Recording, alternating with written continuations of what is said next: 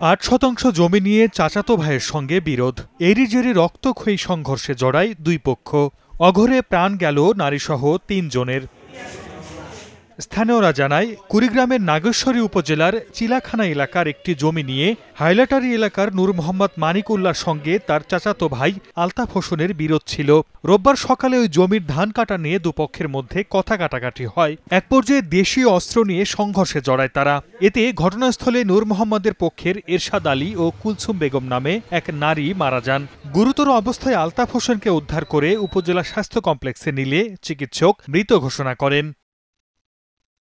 এদিকে ঘটনার পর এলাকায় উত্তেজনা দেখা দিলে পুলিশ গিয়ে পরিস্থিতি নিয়ন্ত্রণে আনে। জানায়, জড়িতদের ধরতে চেষ্টা চলছে। এই ঘটনাকে কেন্দ্র করে আমরা একজনকে গ্রেপ্তার করতে সক্ষম হয়েছি। তার নাম হচ্ছে মোফাজ্জল হোসেন। বর্তমানে আইন শৃঙ্খলা পরিস্থিতি স্বাভাবিক রয়েছে। সংঘর্ষের ঘটনায় এক নারীসহ গুরুতর 10 জন ভর্তি রয়েছেন রংপুর মেডিকেল কলেজ হাসপাতালে।